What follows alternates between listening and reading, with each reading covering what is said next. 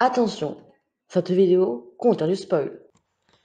Eh bien, bonjour à tous, c'est Madavou, on se retrouve pour ma première vidéo. Aujourd'hui, j'ai critiqué le livre 1984, écrit par George Orwell. Bon, il y a deux façons de résumer ce livre. Soit le monde est dirigé par des tarés qui veulent modifier le passé, soit le héros est totalement con et se rappelle même plus l'année où il vit. Bon, en l'occurrence, ça va être la deuxième qui va s'avérer juste. Mais bon, l'erreur que fait Winston Smith, le héros de l'histoire, c'est qu'au lieu de se faire soigner dans un hôpital psychiatrique, il entend parler d'une rumeur parlant d'un groupe de terroristes voulant renverser le pouvoir.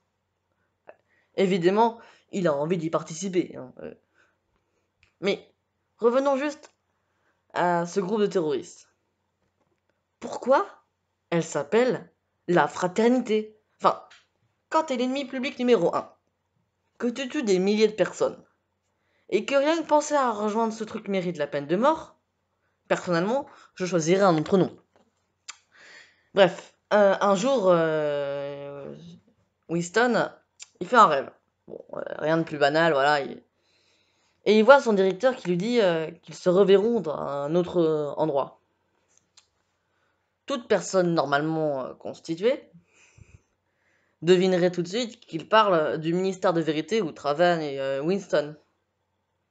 Mais Monsieur Smith, lui non. Il sait que son patron est sans l'ombre d'un doute son contact pour rejoindre la fraternité. Bon, s'il veut, hein, j'ai jamais dit qu'il était très intelligent ce personnage, mais bon. Entre-temps, il trouve une copine, tout va bien. Ouais, bon, elle paraît un peu vénère, sa meuf. Que son patron, bah, il était pas le contact attendu. Il était bien un patron, chargé de découvrir d'éventuels résistants, opposés au régime.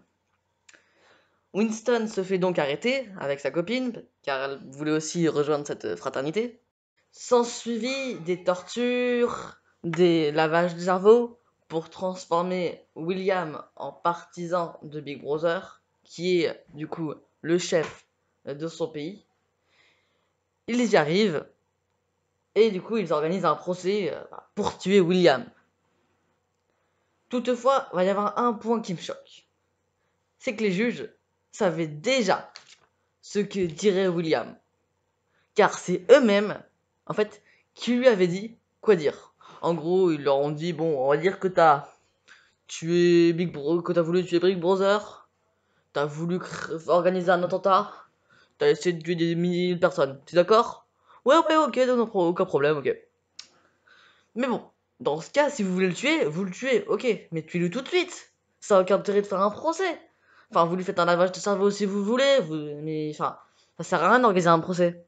Ça coûte de l'argent, et déjà que vous n'avez pas les moyens de vous acheter du vin et du sucre, mettez cet argent autre part. Si vous voulez vraiment avoir zéro confort, vous mettez ça dans votre guerre éternelle, et voilà.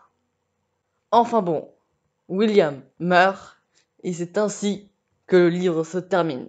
Malgré tous les points négatifs que j'ai pu lire dans cette vidéo, ce livre va quand même aborder des principes philosophiques tels que les guerres infinies, la surveillance, ainsi que la manipulation. C'est donc sans doute pour ça que des fois vos profs vous le conseilleront. Si c'est le cas, bonne chance. Mais n'oubliez pas, il y en aura des pires. Si cette vidéo vous a plu, n'hésitez pas à vous abonner et à lâcher un like. Et on se retrouve pour une prochaine vidéo. A plus.